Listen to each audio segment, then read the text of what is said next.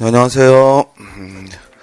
자, 오늘 이제 그 방문가 요 핵심 실전 400제 해가지고 문제를 좀 풀어보겠습니다. 이 전체 400문제인데요. 뭐 8주면은 거의 뭐 다 풀어볼 수 있을 것 같습니다.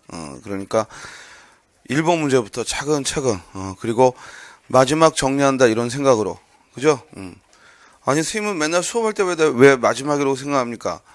그래야지 좀 하나라도 더 보지. 알겠어요? 그러니까 마지막이다 이런 심정으로 하나하나 같이 보도록 하겠습니다. 자, 1번 보죠. 언어의 특성과 예를 바르게 짝지은 거였습니다. 자, 이미 다 공부를 어느 정도 했던 친구들이니까, 그죠? 오늘 처음 왔는데 문제 받았으면 넌 나가. 알겠어요? 왜냐면 이론반부터 해야지. 그래서 먼저 기본을 익히셔야죠. 물론 다른 데서 수업하셨어도 상관없습니다. 다른 스님들께 강의를 들었어도 상관없고 다른 학원을 들었어도 상관없는데, 대신 내가 시험 준비를 하는데 처음으로 문제반부터 하겠다 그러면 좀 위험합니다. 그러니까 먼저 기본기를 갖추고 계셔야 그 다음을 진행할 수 있어요. 그러나 내가 이론이 완벽하지 않은데 어떻게 문제를 풉니까? 이러면 그건 괜찮습니다. 어쨌든 여러분들이 경험을 했다면 조금 부족해도 이 단원별 연습을 통해서 하나하나 채워나가도록 하시기 바랍니다.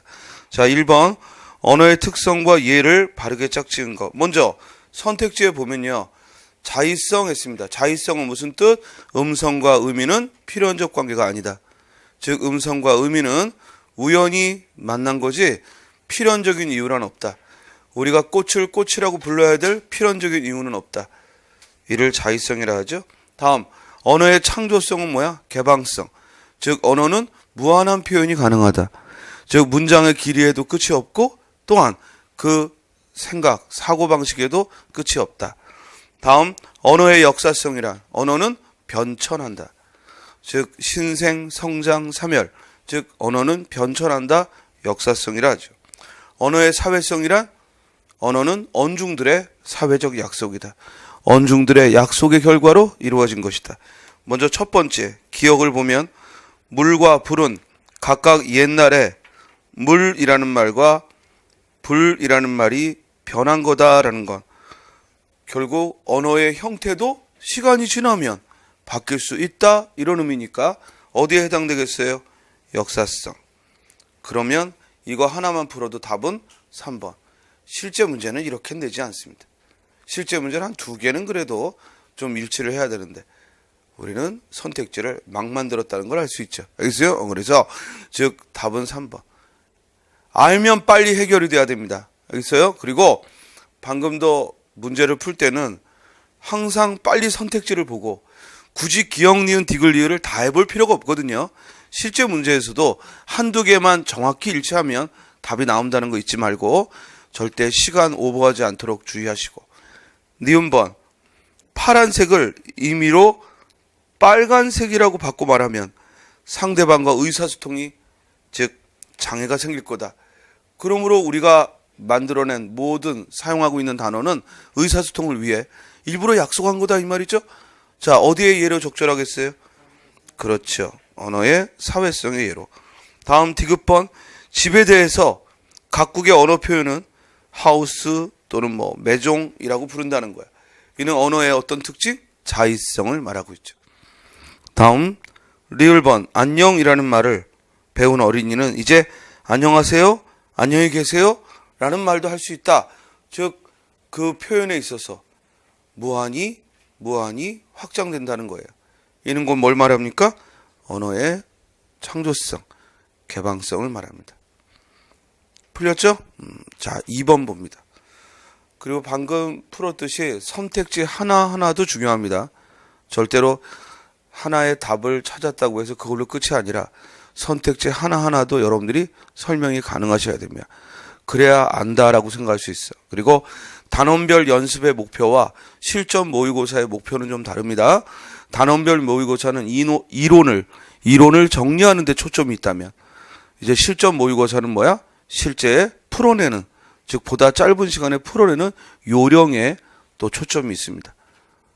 알겠죠? 자, 2번 문제. 보기와 관련된 언어의 특징은 니르고저 할 때 고저는 15세기에는 의도를 나타내는 연결음이었는데 지금은 표준어가 뭐뭐 하고자 라는 형태로 쓰인다. 이건 우리 맞춤법 문제로도 많이 나왔죠.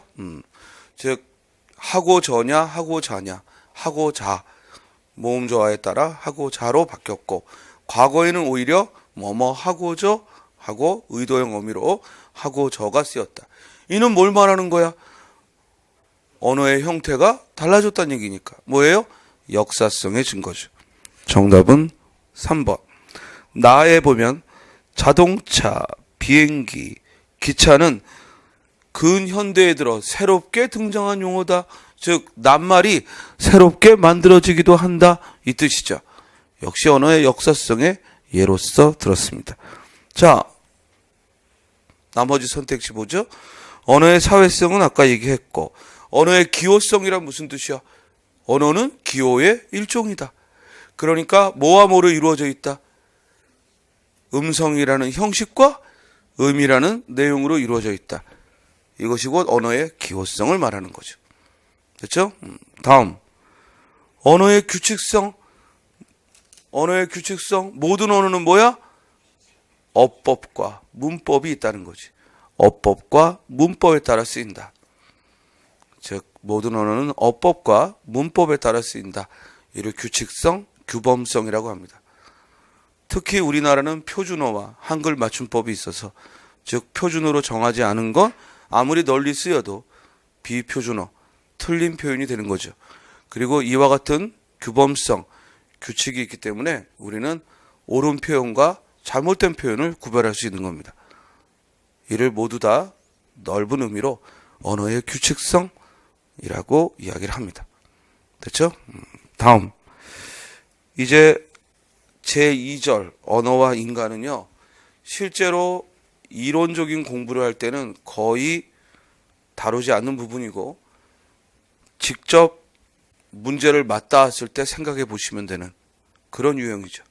이건 지식으로서 먼저 배우는 게 아니라 실제 시험장에서 맞닿으면 그 지문을 읽고, 즉 내가 그 자리에서 이해하고 접근해야 되는 것이지 미리 암기하고 접근할 내용은 아니죠.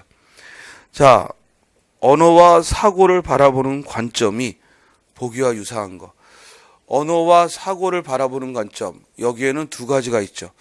즉 언어가 도구일 뿐이다라는 것과, 또 하나는 언어는 사고를 형성한다라는 것. 즉 언어가 단지 의사소통의 도구, 수단일 뿐이다 라고 보는 것을 언어 도구관, 그리고 언어는 오히려 우리의 관념, 생각을 형성하는 것이다. 즉 그 낱말이 없으면 우리의 생각도 만들어질 수 없다라고 보는 것이 언어 사상 형성관. 그래서 언어 도구관은 생각이 먼저고, 그리고 언어가 그 생각을 드러내는 수단으로 쓰인다는 것. 반면에 언어 사상 형성관은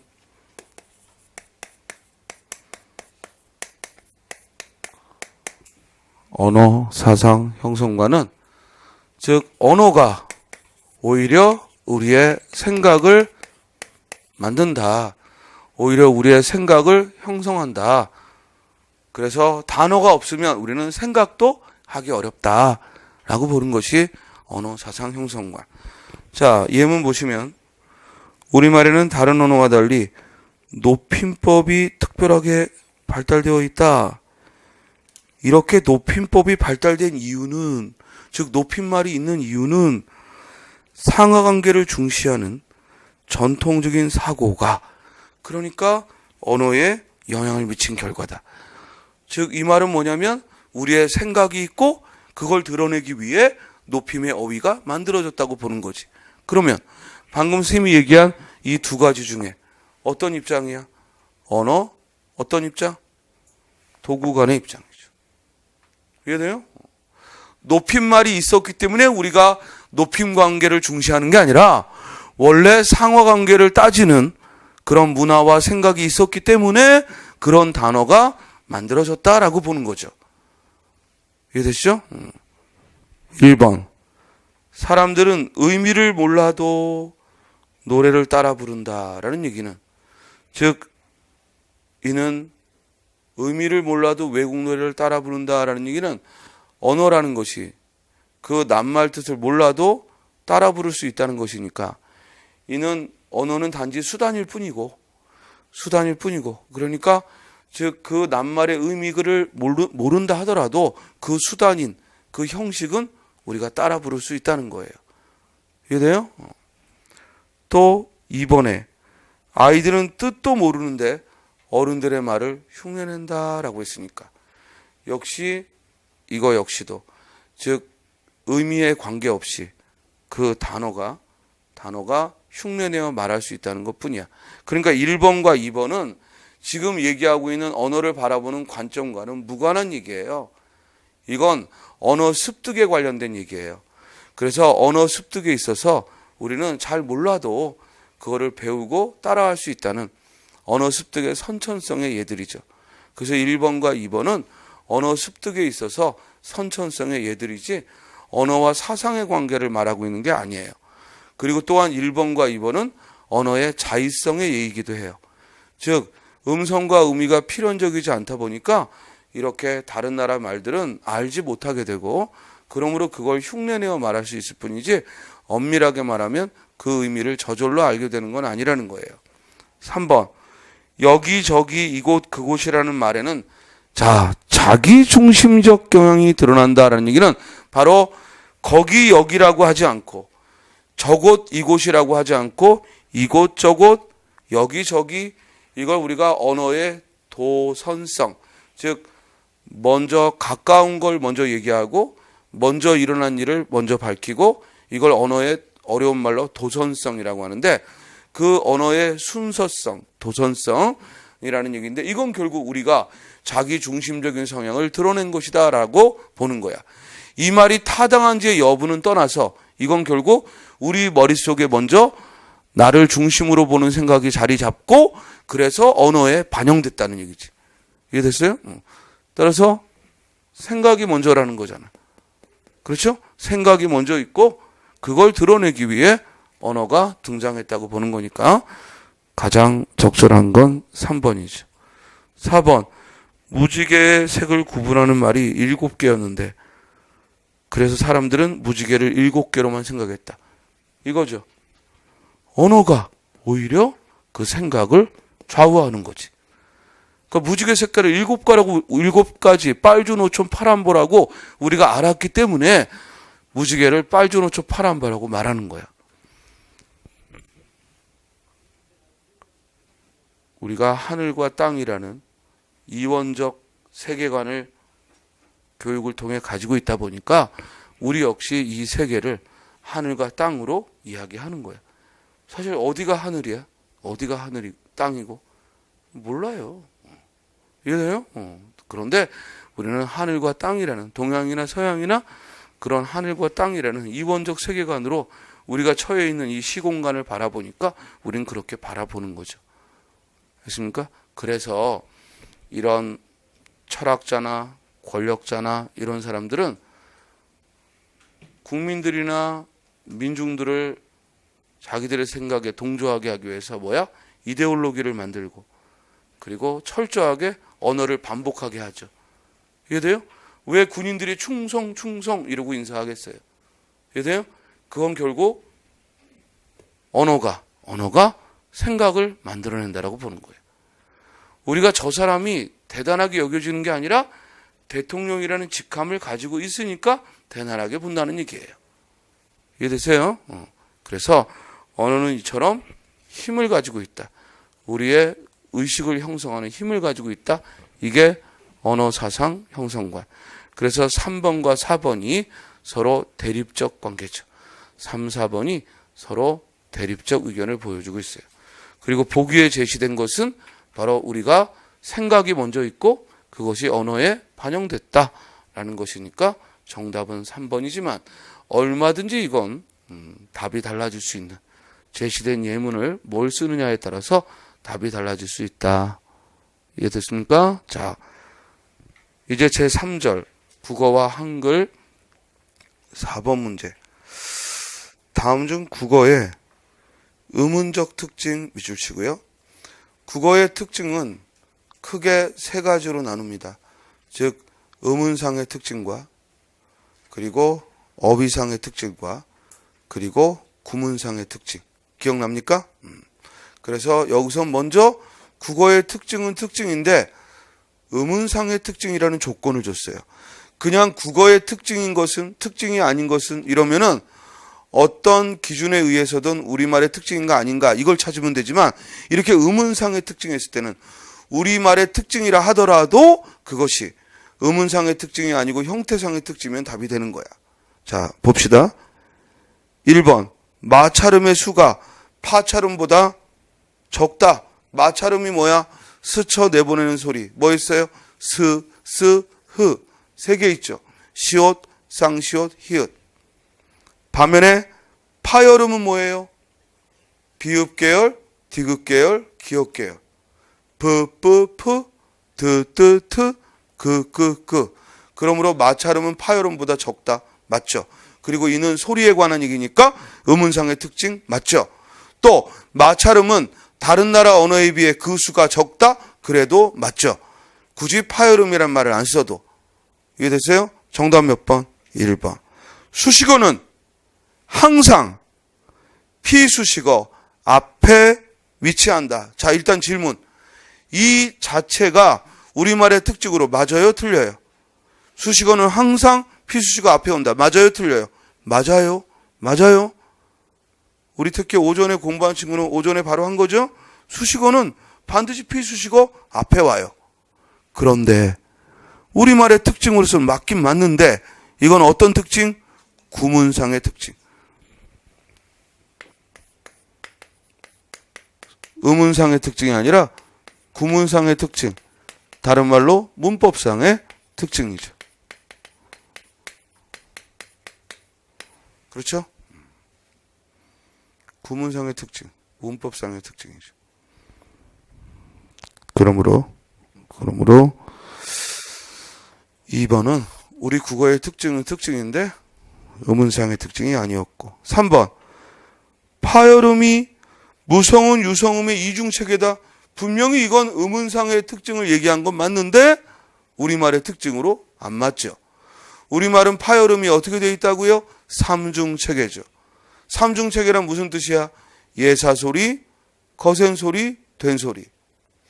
예사소리, 거센소리, 된소리로 브, 프, 뿌, 드, 트, 뜨, 그 하고 예사소리, 거센소리, 된소리의 체계를 이루고 있을 때 이를 삼중체계라 합니다. 다음 4번은 단모음은 10개인데 다른 언어에 비해 많은 편이다. 이건 맞는 말인데 단모음의 수가 10개라는 건 많은 편이다. 이건 맞는데 이제 실제 사례를 보죠. 아야, 어요, 이거 단모음이 아니라 뭐예요? 그렇지, 기본모음이죠. 이건 기본모음이죠. 아야, 어요, 오요, 우유, 의이 이거 기본모음이죠. 얘가 틀린 거야. 이거 주의해. 단모음의 수가 10개라는 건 많다. 이건 맞아. 단모음의 수가 10개라는 건 다른 언어에 비해 많다. 이건 맞아. 그런데 얘가 틀렸어. 자, 단모음 10개 불러볼까요? 시작. 아, 어, 오, 우, 이. 나머지 4개는 에, 왜, 위. 그렇죠? 아, 어, 오, 우, 이에. 나머지 4개는 요 4개에 이모음을 붙이면 돼. 뭐야? 에, 왜, 위. 이렇게 10개입니다. 이게 단모음이야. 이게 단모음. 선생님, 그럼 기본모음은 뭐예요? 기본모음은 사전에 모음의 국어사전에 올라가는 순서. 그래서 기본모음 10개. 뭐라고요, 그건? 아야, 어여, 오요, 우유, 이. 그러니까 그 안에 이중모음이 들어있기 때문에 단모음과 일치하지 않죠. 요거 분명히 구별하셔야 돼요. 단모음도 10개고 기본모음도 10개인데 이 둘은 일치하지 않다. 알겠어요? 다음. 따라서 4번의 정답은 1번, 5번. 훈민정음에 대한 설명. 자, 아직 고조문법을 안 배운 친구거나 또는 배웠어도 까먹은 친구라면 적어도 훈민정음은 전후로 해서 알고 있어야 되고 15세기 국어의 특징도 알고 계셔야 됩니다. 알겠습니까? 자, 문제부터 풀어보죠. 초성과 중성의 기본자는 발음기관을 본떠서 만들었다. 맞다 틀리다? 틀렸다. 우리 훈민정음 중 세종께서 발음기관을 사용하여 만든 건 뭐예요? 초성의 기본자죠. 이것도 조심해. 초성을 몽땅 상용하여 만든 거 아니야. 초성의 기본자를. 선생님, 그럼 초성이 뭐예요? 첫소리. 중성은 뭐예요? 가운데 소리. 종성은 뭐예요? 끝소리. 이해돼요? 즉 초성과 그리고 초성을 먼저 만들 때 초성의 기본 글자는 상형의 원리에 따라 겨우 몇 개? 5개. 5개. 그 5개가 뭐야? 기니, 미, 시, 이. 감나무 사이. 5개. 이 5개는 우리의 발음 기관을 본뜬 거야.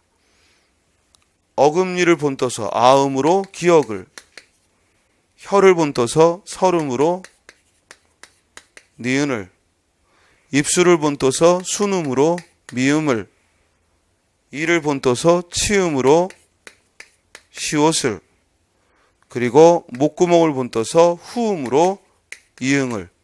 이렇게 초성의 기본자만이 발음 기관을 상용하여 만들었죠. 그럼 나머지 초성 글자는 어떤 원리에 따라 만들었죠? 그렇지. 가획의 원리와 또 이체의 원리에 따라. 그래서 가획자, 이체자를 만든 거야. 가획자, 이체자를. 즉 가획의 원리에 따라 기억의 획을 더하여 뭐요? 키읔. 니은의 획을 더하여 디귿, 티읕. 미음의 획을 더하여 비읍, 피읍. 시옷의 획을 더하여 지읒, 치읒. 이응의 획을 더하여 여린 히읗과 히읗을. 이걸 뭐라고 불러요? 여린 히읗. 이렇게 해서 가획의 원리에 따라 나머지를 만들고, 이 가획의 원리로 설명되지 않는 건 뭐야? 이체의 원리에 따라서. 이체의 원리에 따라서 아음의 이체자 뭐예요? 옛니응. 이렇게 쓰는 걸 옛니응이라 합니다. 그리고 설음의 이체자 리을을, 그리고 치음의 이체자 반치음을. 이렇게 해서 모두 몇 자? 19자를. 초성 19자를 완성을 하신 겁니다. 됐죠? 따라서 1번 틀렸고, 2번. 이걸 뭐라고 읽어요?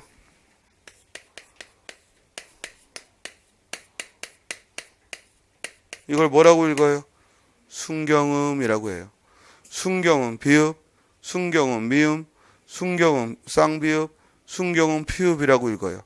자, 이것들은 훈민정음 28자에 포함이 된다 안 된다? 안 된다. 훈민정음 28자란 초성 19자, 중성 11자를 말하는데, 아니 초성 17자, 19자가 아니지 17자지. 초성 17자, 그리고 중성 11자, 이렇게 도합 28자인데 그 28자의 순경음은 포함이 안 된다. 그럼 이건 어디서 다룬다? 연서의 원리, 연서법. 이어쓰기. 그거 한자로 그냥 연서하고 그냥 한자로 쓴 것뿐이야. 대단한 말이 아니라. 알겠어요? 이어쓰기. 즉 입술 소리 아래 이응을 이었으면 입술 가벼운 소리, 즉 순경음이 된다. 그래서 순경음을 만든 거예요. 그런데 우리가 알다시피 얘는 28자에도 속하지 않고 지금도 살아남아 있지 않아. 그럼 이따위 말은 왜 썼는가? 그때는 왜 썼다고? 왜 순경음을 만들었었다고요? 한자음 표기 때문에. 동국종운식 한자음 표기 만드느라고. 동국종운식 한자음 표기 쓰느라고. 그래서 15세기 때 한자음은 현실음이 아니라 동국정운식 한자음 표기라 이상적인 의미였고 이거 표기하려고 일부러 만들었던 거야. 그런데 저 순경음이 사라졌다는 얘기는 그건 무슨 말이야? 동국정운식 한자음이 곧 포기했거든. 세종 세조 때만 지키다가 포기했어. 현실음을 반영해버리고 이상음 표기를 포기했다고.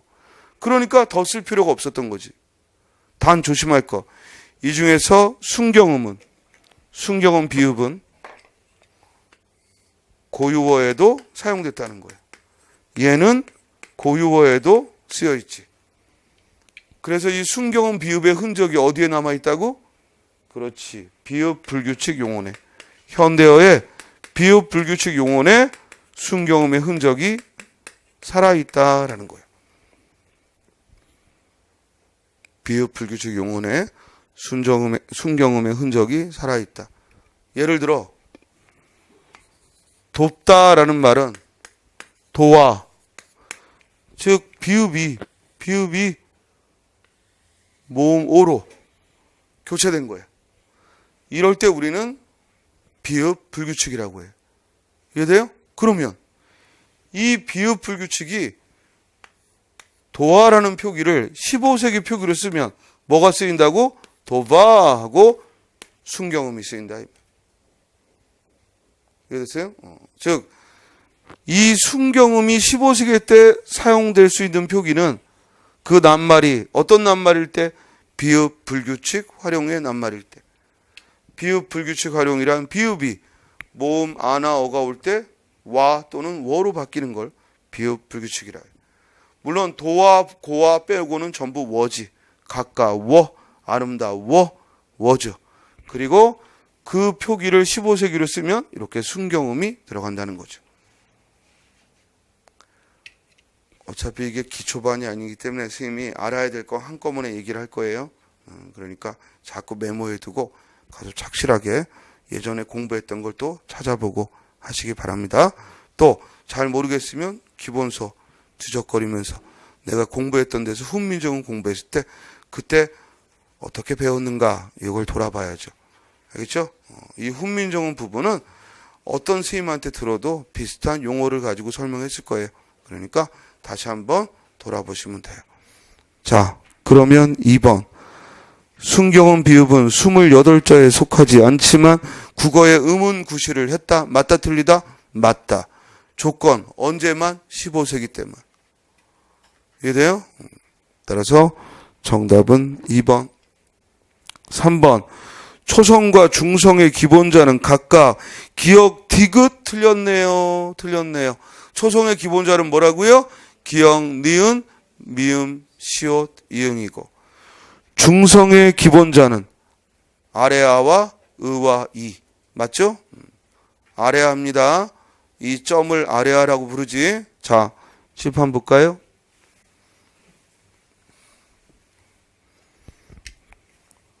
중성 11자를 만드는데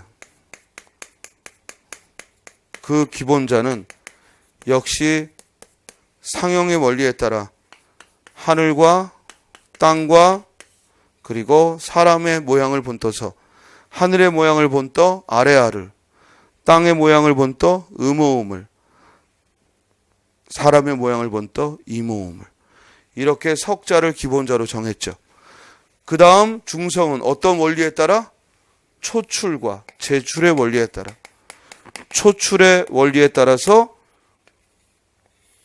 어, 아, 오, 우. 그렇죠? 그리고 제출의 원리에 따라서 여, 야, 요, 유. 이게 바로 뭐예요? 지금의 기본 모음 아야, 어여, 오요, 우유, 으이 그 글자예요.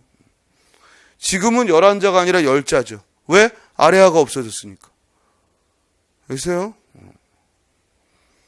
그래서 여러분들은 초성과 중성을 보니까 도합 28자인데 가만히 보니 초성에는 뭐가 없어? 순경음도 없지만 또 뭐도 없어? 된소리도 없죠. 된소리는 병세의 원리로 다루기 때문에 초성 17자에 포함이 안 돼. 중성 열한자라고 했지만 지금의 기본 모음하고 똑같아. 그런데 아래아가 빠지고 지금 기본 모음은 몇 개야? 10자고. 초성 자음은 지금 기본 자음이 몇 개야? 14개야. 된소리 5개 빼고 14개. 근데 그때는 17개였어. 왜? 3개가 더 있지. 뭐예요? 열인이응, 또 옛이응, 또 반치음. 이게 더 있어서. 그래서 15세기 때는 17개였고 지금의 기본 자음은 몇 개? 14개고. 알겠어요? 이게 서로 연결되는 거예요. 자, 다음 4번. 종성의 초출자는 오아 우어다. 맞나요? 맞나요? 예. 종성의 제출자는 요야 유여다. 유여 외위다. 맞나요? 틀렸죠? 틀렸죠? 뭐가 더 들어가 있어? 외와 위가 더 들어가 있지. 제출자는 뭐예요? 여야 요유 야여 요유 4개예요. 이해돼요? 따라서 4번 설명 틀렸죠. 자, 다시 한번. 지금 여러분들은 아주 짧은 시간에 일단 훈민정음의 기본적인 걸 지금 했습니다. 나중에 선생님이 문제집을 봤더니 훈민정음 언해나 용비어천가의 해석은 뒤에 또 따로 문제가 있더라고요. 그러니까 지금 여기서는 우리가 더 시간을 잡아먹을 수는 없고 훈민정음의 딱 이것만 알자고. 훈민정음의 제자 원리. 이것만 알자고. 자, 훈민정음은 초성, 중성, 종성, 3성의 체계로 만드는데 초성 17자는 즉 먼저 기본자 5개, 그 다음 가획의 원리에 따라 그리고 이체의 원리에 따라 도합 17자를 만들었다. 그런데 현대국어의 기본 자음은 14개고 그렇다면 사라진 열인히읗 그리고 옛니응 그리고 반치음은 즉 사라진 순서 바뀌면 안 되지. 순서 반치음과 옛니응은 이 셋이 빠지면 14개. 그래서 지금 현대국어의 기본 자음은 14개다. 다음 중성은 역시 천진, 삼재를 상용하여 기본자 아, 의, 이를 만들고 그리고 초출의 원리에 따라 한 번 결합하여 아, 어, 오, 우를 두 번 결합하는 제출의 원리에 따라 야, 여, 요, 유 그래서 도합 11자를 만들었다. 그런데 지금 현대국어의 기본 모음은 10자다. 뭐가 빠졌어? 아래아가. 그래서 이 열인이응, 반치음, 옛니응, 아래아가 소실문자고 저 소실문자 넷을 뺀 20넉자가 지금의 기본 자모의 수야. 알겠어요? 다음 종성은 이제 초성, 중성 만들었잖아. 종성은 어떤 원리에 따라 만들었다? 따로 종성 받침에 쓰는 자음을 만들지 않고 종성은 뭘 그대로 가져오기로 했다? 초성을 그대로 다시 사용한다. 그걸 우리 뭐라고 부르죠? 종성, 부용, 초성. 부용이라는 건 뭐야? 다시 사용한다. 알겠어요? 부용. 그래서 종성은 따로 만들지 않고 뭐야? 초성을 다시 사용한다. 이게 종성의 제자 원리야. 이해되죠? 자, 방금 여러분들은 훈민정음의 제자 원리를 봤습니다. 그리고 그 당시에 동국종원시 한자음표기 때문에 일부러 만들었던 순경음은 연서법에 의해서 만든 음운들이고 그리고 지금 기본자음에 빠져있는 된소리는 어떤 원리? 병서의 원리에 따라 만든 것이고 그러므로 28자에는 포함되지 않는다. 그렇죠?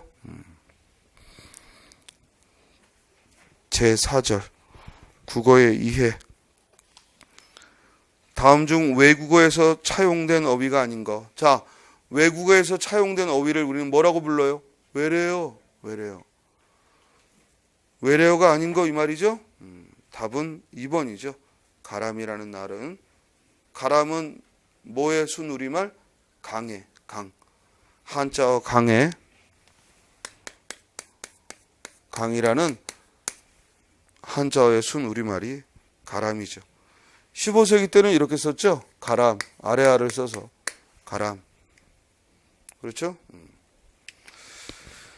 자, 매주니, 망토니, 가방이니 이는 외래어인데 사실은 어디서 온 말인지도 여러분들이 쉽게 알 수 없는, 이렇게 매주처럼 어떤 우리 토속적 음식에 사용되는군요.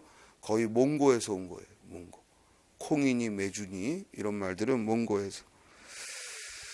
그러니까 선생님 그럼 이런 건 어느 정도까지 공부해야 됩니까? 솔직히 말하면 요즘 시험 경향과는 전혀 무관한 문제예요. 이런 것들은 그냥 나왔었군. 알겠어요? 그렇게 넘겨야지 중요하게 막 암기하고 그럴 내용은 아닙니다. 그냥 요런 게 가끔 나왔었다라는 정도. 그리고 어떤 말이 고유어냐 또는 한자어냐, 고유어냐 외래어냐 하는 건 시험에 나올 단어들은 전부 어디에 들어있다? 시험에 나올 만한 고유어, 한자어 구별하는 거 어디에 들어있다? 기본서에 들어있다 그러면 하나만 한 소리지. 기본서 그 두꺼운 거에 들어있다면 하나만 한 소리고. 어디에 있다? 어문 규정에. 표준어 규정에 들어있어. 표준어 규정에. 알겠어요? 표준어 규정에 보면 다음 중 고유어와 한자어가 함께 쓰일 때 고유어를 표준어로 삼는 경우, 다음 중 한자어와 고유어가 있는데 한자어를 표준어로 삼는 경우, 거기에 나오는 단어들이에요. 알겠어요? 항상 국어 지식, 쌤이 말하는 국어 지식은 뭘 가리키냐면 현대 문법과 어문 규정을 말해. 그리고 어휘력 중에서 고유어 한자어에 대한 지식. 이것의 가장 좋은 자료는 바로 여러분들 기본서 안에 어문 규정에 들어있어. 알겠어요? 그냥 기본서가 아니라 기본서 안에 뭐야? 어문 규정. 어문 규정이란 뭘 말해? 한글 맞춤법, 표준어 규정을 말하는 거예요. 외래어 표기와 로마저 표기도 말하지만 한글 맞춤법과 표준어 규정에 나오는 어휘가 여러분들에게 이런 문제 해결의 자료야. 괜히 엉뚱한 거 공부하지 말고. 알겠죠? 다음 7번. 밑줄 친 단어 중 고유어인 것은 별표시. 주로 이 부사를 가지고 묻는데요. 이게 여러 차례 반복해서 나와요. 우리 책의 모의고사에서 지금 이걸 다룬다, 예상 문제에서 다룬다 해서 중요한 게 아니라 실제 기출문제에서. 알겠습니까? 그러므로 여러분들은 오늘 돌아가시면 이번 주 안에 반드시 부사들 있죠? 여기 있는 것처럼 하필, 다만, 무려, 단지, 또 도대체, 결코, 반드시, 그죠? 드디어 이런 부사들을 꼭 사전에서 찾아봐요. 그래서 이게 한자어인지 우리말인지. 선생님 그럼 제가 부사 아는 게 적은데 그럼 어딜 보면 됩니까? 어딜 보면 된다? 또 어문 규정이 아니야. 내가 바보냐? 똑같이 어문 규정을 물어보게? 어딜 본다? 여러분들 기본서에서 부사편을 보세요. 부사. 알겠어요? 기본서의 부사편을 보세요. 그럼 거기에 문장 부사라고 나올 거야. 어떤 수험서나 똑같아. 부사편을 보세요. 그래서 거기 문장 부사하고 나온 그 예들, 그것들을 하나하나 사전에서 이게 우리말인지 한자어인지. 선생님이 하여튼 수업 시간에 하라 하는 것만 하세요. 그러면은 2달 동안 수업 들으면 1년 공부한 거 효과 나올 겁니다.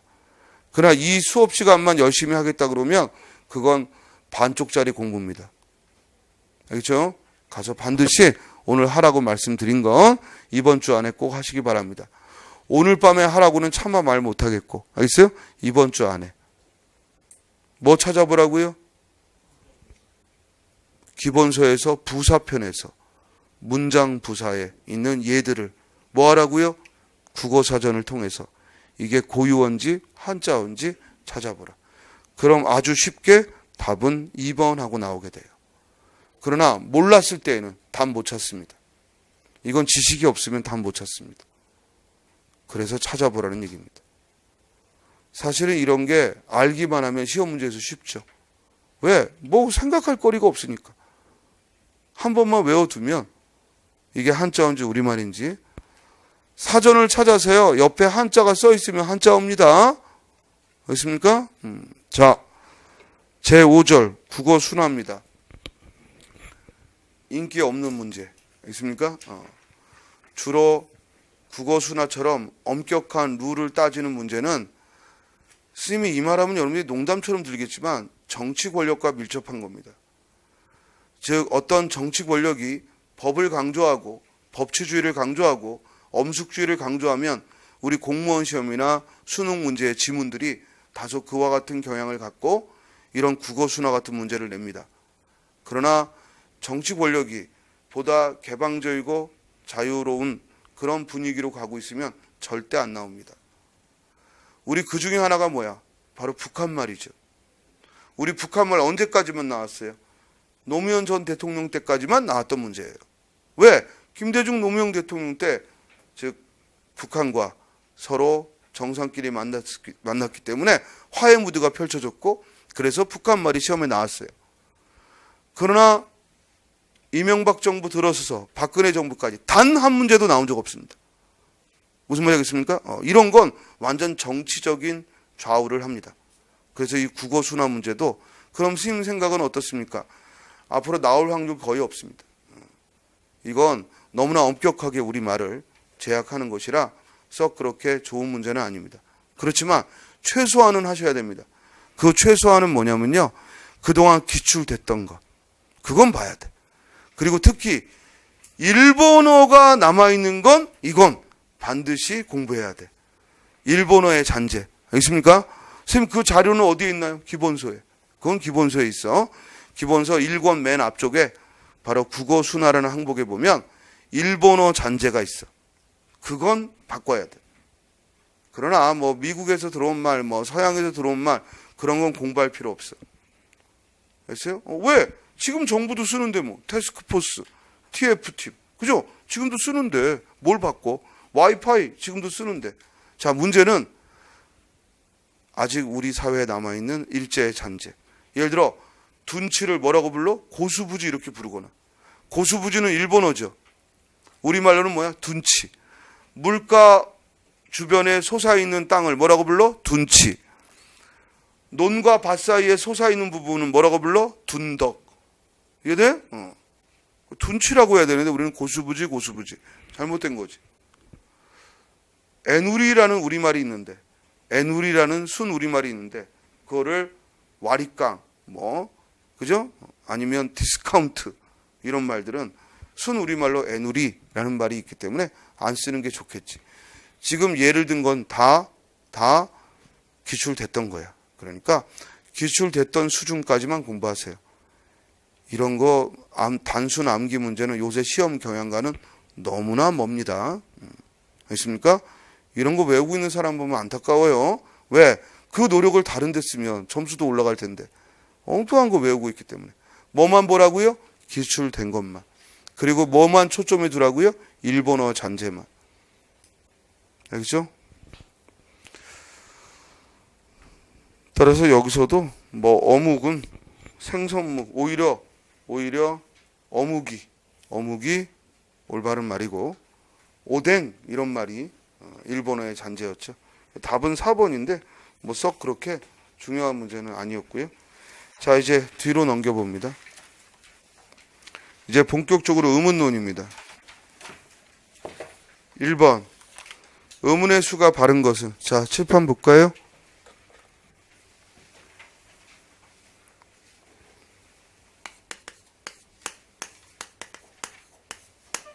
밥다라는 낱말에서 의문의 개수를 물어보면, 그죠? 다시 한번 말하지만 표기는 형태소고 음은 음절을 물어보면 발음기호를 적어야 돼요. 만약에 그 발음과 표기가 똑같다면 그러면 굳이 발음기호를 적어볼 필요 없어요. 무슨 말이냐? 하늘.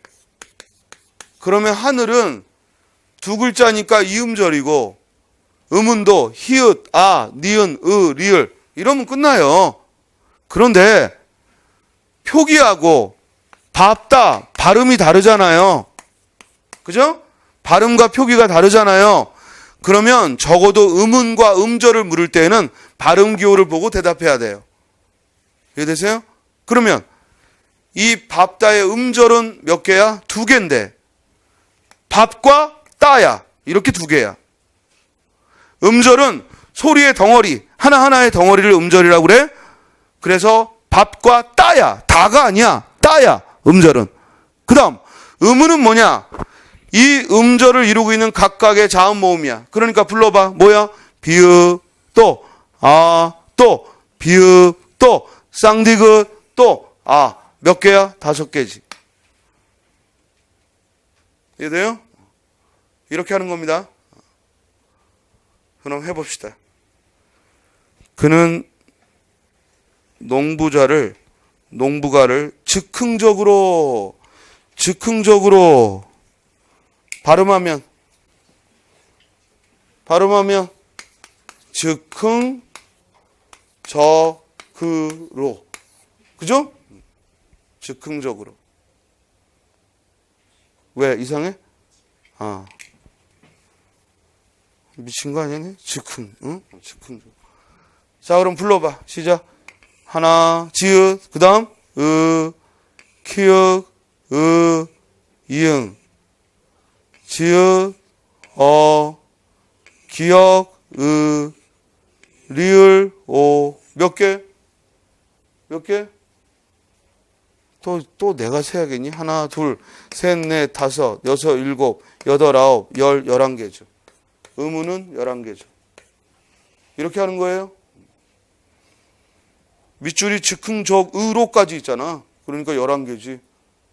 만약에 즉흥적까지만 물어보면, 여기까지만 물어보면, 하나, 둘, 셋, 넷, 다섯, 여섯, 7개고. 이해돼요?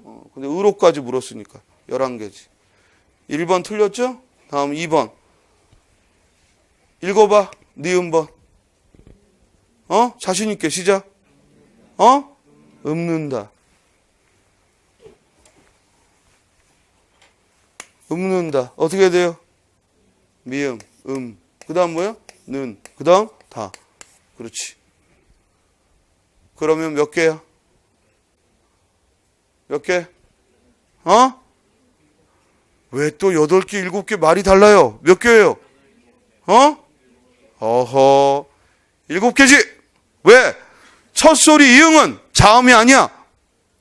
받침의 이응은 자음이지만 첫 소리의 이응은 뭐다? 모음이다. 따라서 그 다음 뭐야? 미음, 니은, 니은, 디귿, 몇 개? 7개죠. 주의하세요. 받침의 이응은 자음이지만 첫 소리의 이응은 모음의 표시일 뿐이다. 알겠죠? 2번도 틀렸고. 디귿번, 좋지라고 했어요. 즉 건강이 좋지 않아서 좋지. 발음하면 어떻게 돼? 좋지. 뭐가 일어나지? 음운 변동 뭐가 일어나지? 축약과 또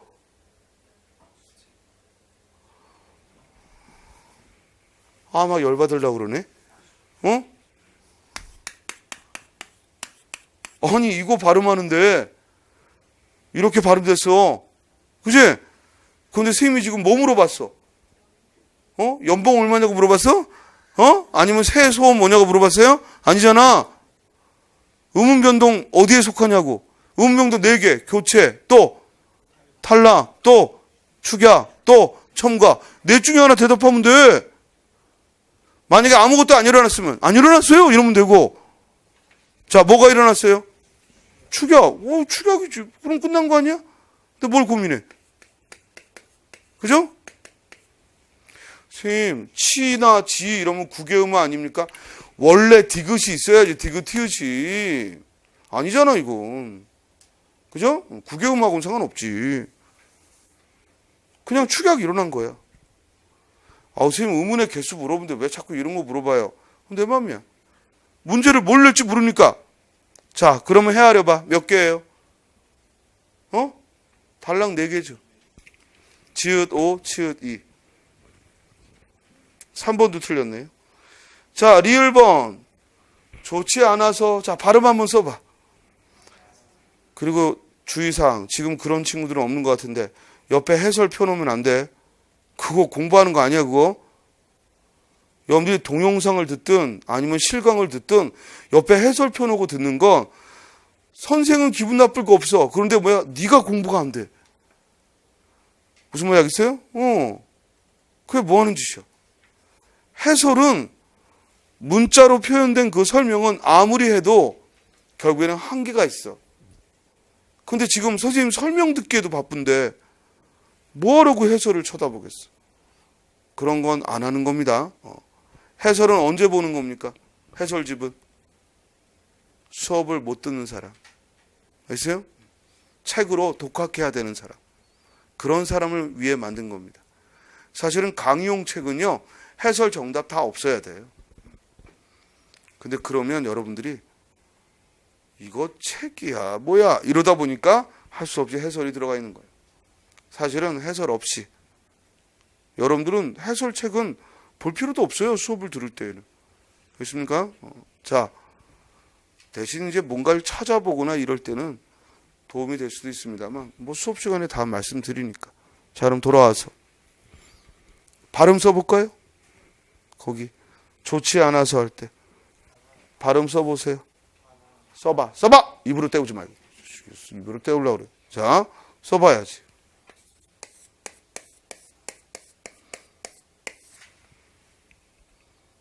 그렇죠? 어때요?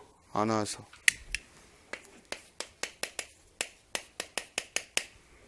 그렇죠? 왜? 히읗은 모음이 오면 탈락한다. 그리고 뒤에 모음의 형식형 돼서 어미가 왔으니까 니은은 연음된다. 그렇죠? 자, 그럼 음은 몇 개야? 몇 개야? 또 6개라고 한다. 몇 개? 5개지. 5개지. 아, 그 다음 뭐예요? 니은. 그 다음 아. 그 다음 시옷. 그 다음 정답 몇 번? 4번. 왜 5개인지 알겠습니까? 자, 10분 쉬었다가 이어하겠습니다.